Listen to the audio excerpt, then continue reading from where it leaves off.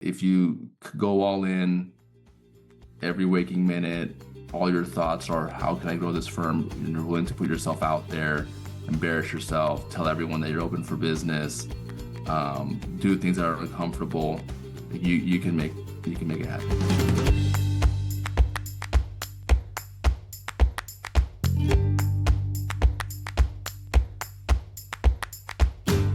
All right. Hello, everyone, and welcome to another episode of Financially Legal, the podcast for inspiration and ideas at the intersection of finance and the business of law. My name is Emery Wager, one of the founders of Confido Legal. We're an embedded payment system specifically designed for the legal space. And today I'm incredibly excited to have Lem Garcia on the podcast. Lem is the founder of Lem Garcia Law, founded in 2014. And I'll let him do more of an intro here, but I want to hit some highlights. So he's grown his firm since 2014 to serving over 1,000 clients. And Lem, how many team members do you have now? 20 people working, including myself. 20, yeah, 20 people. He started with a few dollars and some Craigslist furniture. And I just love that he advertises this, because in a world, where firms are advertising expensive downtown addresses and fancy artwork, Lem is the opposite of that. And he's got some really interesting, very simple financial rules that helped him grow his firm that any contingency-based firm can use. So I'm really excited to kind of pull some of those out today. And he also has a really amazing story of how he got started and how he's grown his firm. So Lem, let's start there with your story. Tell us a little bit about kind of how you got started, what prompted you to found your own firm. Yeah, thanks for having me, Emery. Happy to share. So in 2014, I wasn't employed. I was looking for work at the time, and kind of had my back up against the wall. Just recently married, had a child on the way, our first child, and I needed to make something happen.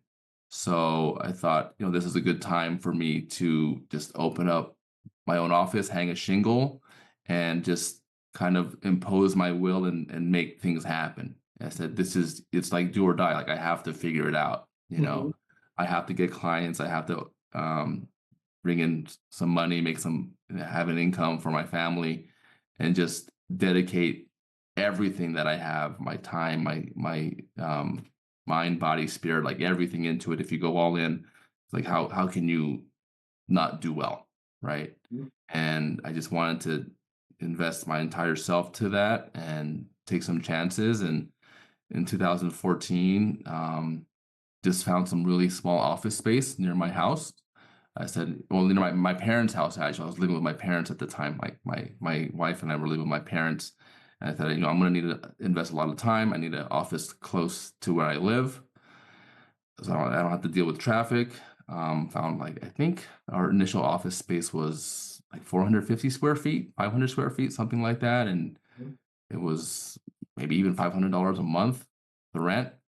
And just had a really empty space, just really basic, and filled the office. I needed some furniture, like you said, and I didn't have much money. So I went to Craigslist, found someone selling some cheap furniture, but that was nice. It was actually from a retired lawyer. Oh, nice. That the kids was selling, like his son was selling. And it was just like some really old school mahogany Kimball furniture that was still it was mahogany. shape. Yeah.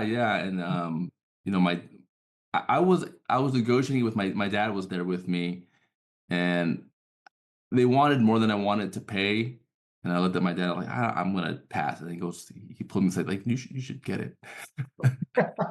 And then they saw us like negotiate, like talking about it quietly, and they're like, we'll lower it. And it was like, I don't know, maybe $200, $100. They said, yeah, just take it. If you can go down to the warehouse and pick it up, it's yours. And then we had a deal, and I hauled it all over here with my dad and my brother. And we took care of it and fixed it up, patched it up with some glue, cleaned it up, and that was the start. That's awesome. Do you think you would have been as successful if your back hadn't been up against the wall?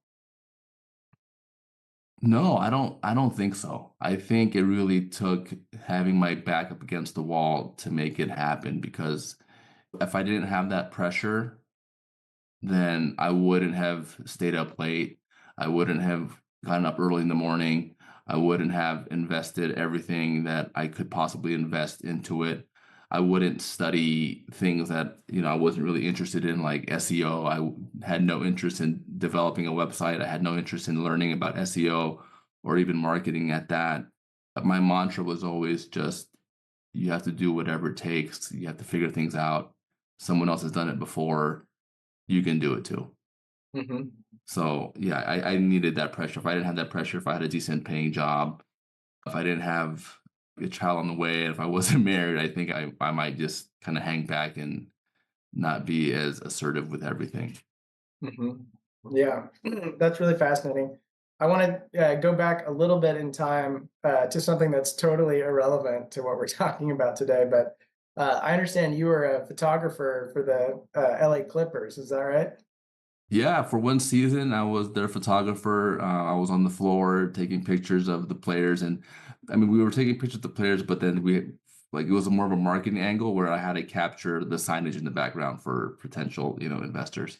Yeah. That's awesome. Yeah, no, Yeah. one of Any my like passions, basketball and photography, like two of my biggest passions. awesome. Do you get to do much photography these days, or is the law firm and family kind of all consuming? Well, I work it in. So with my kids, I got three kids, so there's a lot of photography there. Taking pictures of my family and my kids. So there's that. But as far as like work photography, like working for other people doing it, no, it's just kind of like family photos. And then, I mean, the marketing for the office, I work with photographers and we kind of like just brainstorm ideas. So I still get to satisfy that creative side of Mhm. me when I need office photos. Yeah. Oh, that's great. That's great. So you started your firm. What was it like getting that first client? Like what did you have to go through after you got the nice mahogany furniture in the office? What was next there? Well, signing up the first client or the first couple clients, it wasn't something where I was celebrating quite yet because it was, contingency fee based. So it's not like I signed somebody up and I got money in. It was Yeah. okay, I got a couple clients, I got a new client. Now I have to figure it out and see if I can actually turn this into something. Hmm. So I was happy that to get a client, that someone call. I mean, just the first phone call, like, oh, like someone's calling me, someone's interested. So that's thrilling, and then signing up is also exciting, but it's not satisfying yet because like it's not we're not at completion, like it's not finished yet, right? So I would say like the point where it was like a really light bulb moment where I was excited for what's to come is when I settled the first case. Hmm. That's when I knew like okay, um, I can really go all in on this and make things happen, and things are gonna be okay. Hmm. That's awesome. So talk a little bit about how how you grew. We think of personal injury. Oftentimes, we'll think of expensive billboards, expensive advertisements, and really high cost of acquisition in terms of the customer or the client. Tell us a little bit. You have a different kind of take on how to grow that doesn't involve necessarily going head to head in finding the best billboard spot. So tell me a little bit about kind of strategies you use for growth and kind of how you think about growing your firm. I think even now, and from when I started, it was always just take care of one person at a time, and it'll kind of just spread like wildfire. And I learned that lesson from another attorney that I worked for before law school. I was a legal assistant for like 4 years, and Hmm. he was a solo practitioner, and he taught me how to know what he did and what he was doing, how he built his practice. And yeah, it's just take care of one person at a time, do a good job for one person, and then the word of mouth will spread. They tell someone, and then that person tells another two, and it just kind of just branches out from there. So that was really instrumental in growing the office, is just taking care of one person at a time. Whoever calls, provide whatever value that you can. I think that's really key. Even if they have a case that you don't handle, if you can provide any kind of value to them, whether it's some kind of insight or a story that where you can relate and that you find that they'll find value in it, or referring them out to somebody that can help them, Hmm. they'll really appreciate that. Like, hey, I think people's experience with lawyers is that they're maybe you can't get them on the phone, you can't relate with them. Um, Once they find out that you don't have a case that they can take, they just they move on. But when you really take the time to talk to somebody and hear them out and help them as best as you can, like a lot of people remember that. And Hmm. then God, even from now, we just clients remember that, they save the number, and then when something does happen where you can help them, then they find you in their phone and they're like, "Hey, I don't know if you remember me, but I spoke to you a year ago, and I had marked down what you can, what you do help out in, and here I am giving you a call." Hmm. So that's a huge way to build a practice and help people out. And then just from that, it just people leave reviews from that experience alone. Like, you don't even have to represent them, but if you just gave them a positive experience, they're going to go out of their way to help you out and leave a review without maybe you even asking for one. Yeah, after we talked planning for this episode, I went out to see if your growth strategy was the real deal, and you have 5 and 4.9 stars depending on the site, kind of across the board. So this is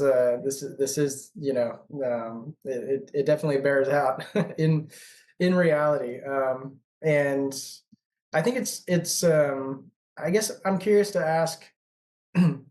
Were you really thinking like, were you thinking about, "Okay, I wanna grow the firm to, X amount or hit this target," or anything like that? Or did you just feel like, "Okay, I need to do a good job here," and the firm just kind of naturally grew? Right. Yeah. I think when I started, I just wanted to do a good job and have some kind of income to help my family out, to Mhm, be a provider. I didn't have goals that, oh, I'm going to grow this firm to where it is now. I didn't even know what was possible, really. I just wanted to get a few clients, help people out in the area. I mean, I'm in West Covina. It's a small city, like 20 miles east of Los Angeles, and I didn't know that there would be this many accidents, mhm, this many personal injury cases, and considering all the firms that are out there, how many people are advertising. It's mhm. like I'm just looking for a small, not even a slice of the pie, just like crumbs from that pie. And um, I didn't know that there's like this many cases like out there. Yeah.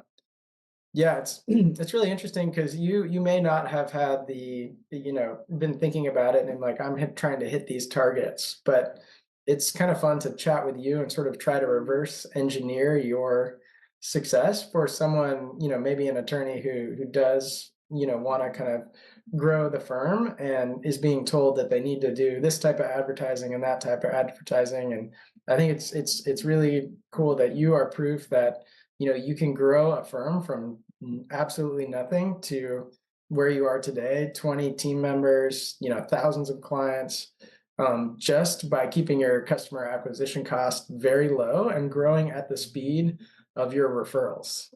I think that's a really interesting strategy that's not not talked about enough. So it's Yeah, really and I cool. think it's important, especially if you're like a risk averse person, to do it that way, because advertising is so expensive and you're taking on a huge risk.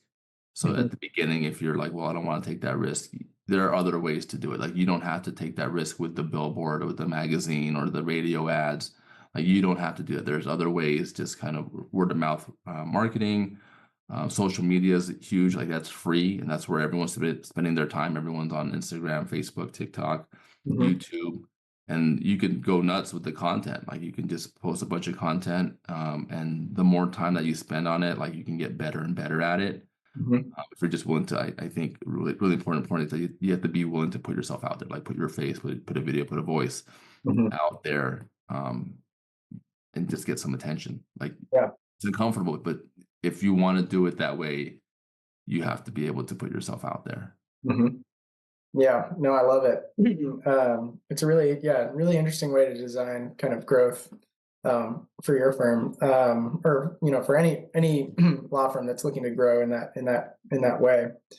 Um, I want to go back to the risk averse part, because another interesting thing that you do is it sounds like you are very selective in the cases that you do take, and a lot of firms like to advertise, that they're big, $15 million settlements or whatnot. Um, but the way that you're kind of growing your firm, you almost from our conversation, it seems like you view those cases as kind of higher risk, because you putting so many eggs in one basket really extends the firm in a way, and um, puts the firm at financial risk. Can you talk a little bit about kind of how you like to sort of select the cases, and maybe try to avoid like extending yourself too far on one case, so that the livelihood of those 20 people that work for you is not dependent on the outcome of one specific case? Sure. So, I mean, we do take on big cases. We do take risky cases if there's if it's worth the risk. But I do think what's important is that, yeah, you can't say, okay, well, don't count on this case being closed at any point. This Mhm, big case, these smaller, like you can't really count on any case being closed in the next month, 2 months, 6 months, or whatever. You just have to close it when it's right to close it. mhm, So because if you say I need this money as a business, then you're not doing what's best for the client. You mhm, have to always think, okay, what's best for the client? Is this right now or is it later? Okay, well, we need the money. That can't even factor into it, mhm. right? Because then you're not doing a service to your client if that's a factor. Yeah. And the way that we've done it is just to keep overhead low. Not don't spend a huge amount of money on advertising, saying, okay, well, we'll put 10, 20,000 in pay per click, and then we'll get this many cases, and it's going to close in 6 months, and then we can do it again or continue to do it. But we're relying on that happening, on those cases coming in, right? Mhm, Because you don't know. So you kind of just keep your overhead low, don't spend the money until you actually have it. Like don't say, okay, we can spend it now that the release is signed, or we can spend it now that the client signed up. Like you don't know when you can only spend that money once the money is in your business account. Like I mhm, don't even spend it like think we have it when it's in our trust account. Like, well, we gotta have it, right? Um, so yeah, just keep the overhead low. And as far as the big cases go, we partner up with other firms on cases when we know that our staff can't handle it alone. And there's other firms that are that we work with, and they're great to work with, and we get great results with them. And we managed to we don't have to worry about the litigation costs. We're not putting out 10, 20, 30, $50,000 on a case and waiting years for it to pay out. That risk is taken on by another firm, mhm, while we can continue to work on the other cases and continue to have cash flow. Those bigger cases, like, we're happy to just make sure that that case has the time and the resources it needs to fully mature to what where it should resolve at. mhm. So maybe I'll change kind of the way I sort of characterized it earlier, but taking on big cases, but making sure that no case is sort of too big to fail at the firm that would put the client relationship at risk, and where you need to have the money. Yeah, yeah, that doesn't even like that thought of having a case where we're relying on it. It's never even crossed my mind where I'm so risk averse. Like we can't hang up, put all our eggs in one basket. It doesn't happen. Yeah, yeah. Yeah. I love it. I love it. And I think you have kind of a rule of thumb about how many months of expenses you need to keep in the bank, to ensure that you don't have to rely on cases closed. I think maybe you said 5 months or something like that. You try to. Yeah, I mean, it's not like I guess a hard and fast rule, but when I look at the business account and I see how much we have there, and I like to make sure I think yeah, like 5 to 6 months, it's like okay, if we didn't have any income, could we still Mhm. keep going with how we're going? And yeah, I think that's how much we keep available. I don't float anything. It's like okay, we need to get this out. It's really risk averse, and I avoid having to just have money out there hoping that it comes back. Mhm. It's we already have it, so I don't spend the money that we don't have, Yeah. and I just live. I think one key thing that I'm able to do that is just really living like modestly, living below your means. A lot of times there's like this inclination to your money comes in and you spend it, or your money comes in like what can I buy, and it's kind of avoiding those things, like avoiding buying the fancy car, the fancy clothes, the fancy watch, avoiding those things. Have The you big have you big upgraded beach the furniture? house, yeah, it really helps out. Have you upgraded the furniture? Oh yeah, I did do that. Yeah, I did upgrade the furniture. It lasted a good amount of time, and I think I made money on it. Yeah, I sold it to I forgot to I put it on Facebook and I sold to someone I knew, and I mean not like I made a bunch of money, but it still turned a profit. That is a great example of who you are and how you've grown the firm. I love it. I assume you probably are in a bigger office space now too, because you can't fit 20 people in Yeah, we've small room. expanded, still in the same office, but fortunately, the office spaces adjacent to us, like those suites, they were available when we needed to expand, like the tenants left. So then as soon as they left, I had to gauge like, can we swing it where we can get this space too? And thankfully, it's like, okay, well, let's just take a chance and sign the lease for this space too. And then now I think I don't know, I would say maybe like 2,500 square feet. Mhm. So just being able to, yeah, yeah, we took on more space. Yeah. Awesome. Well, to go back to the kind of the financial piece a little bit, um, things some of these financial rules were tested a little bit. I understand during COVID, and especially with people on lockdown, just less activity happening, and uh, you were saying there was it did create kind of a tough time for the firm for a little bit. Tell us a little bit about kind of what was the impact there, and how did you get through it?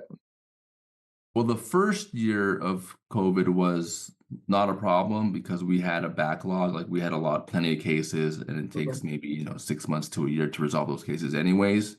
Yep. So it was no problem. Like 2020 was fine. But you could kind of see the light, or I guess no light at the end of the tunnel, because when we're closing these cases, the cases coming in is dwindling because we're in lockdown, much fewer car accidents, much fewer signed up cases. It's like, okay, well, we'll just take it a day at a time. So there were a few cases coming in, but still closing. But then in 2021, we started feeling the effects of that. Like, I don't know, half the caseload for everybody. And there was a couple months that were actually red. Mhm. But thankfully, we got out of it without having to let anybody go. We just kind of, I don't know, like it was red for a couple months, but then cases started coming in, Mhm. the roads started opening up, people started going back to work, driving to work, accidents started happening again. So we were able to make it through that. Um, just keeping costs down, living modestly, and not spending money that we don't have, not overspending, not taking too many chances. And yeah, it was Your rules actually, yeah. were really put to the test there during that time. Sounds like. Yeah, definitely were. I got a little concerned because I did not want to let anybody go during that time, and thankfully, like, yeah, we didn't need to. Well, that's awesome. That's awesome. Well, we're getting to the end here. I want to bring a awesome quote that I found of yours, and I'd love to have you kind of comment on it. But you've obviously been very successful growing your firm over the last decade plus. You said we don't want to be just a success story. We want to be the blueprint for the next generation of law firm owners. And today we've talked about some of the kind of the financial aspects of how you've chosen to grow your firm. Anything else that you'd want to say kind of about your blueprint, your story, like anything else you'd want to say to that kind of next generation up and coming, law firm owner or aspiring law firm owner, to help them realize their dream and be successful? Yeah, the blueprint that I would say that I would want to leave behind is that number one, you really have to commit your entire self to making this happen. Like if you don't commit your time, your energy, your mind, your spirit into it, like you're not all in, it's going to be a lot more difficult. But if you go all in every waking minute, all your thoughts are, how can I grow this firm? And you're willing to put yourself out there, embarrass yourself, tell everyone that you're open for business, do things that are uncomfortable. You can make it happen. Well, that's great. It's going to be hard to find a better ending for the episode than that. But I will give you a chance, Lem. Is there anything, if our audience is mostly legal professionals, if they have questions for you or want to reach out to you, if there's someone listening who needs your services, what's the best way to get in touch with you? Yeah, I'm happy to hear from anyone that if they need some help, that just some pointers, they just want to chat about business or a case. You can email me at lem@lemgarcialaw.com, or even reach out to me on my cell phone. My cell phone number is 626-252-2168. Text is best. I don't answer that often, but you text me, I'll get back to you. Awesome. Well, really appreciate your time today. It's great to get the financial rules that you've used to grow your firm. I know you're a very modest person and very conservative, but when you look back, the growth has been really impressive. So I think it's a great model for someone who wants to grow their firm more organically, but still make real progress and create something amazing. So thank you so much for being here today. Oh, thanks for having me.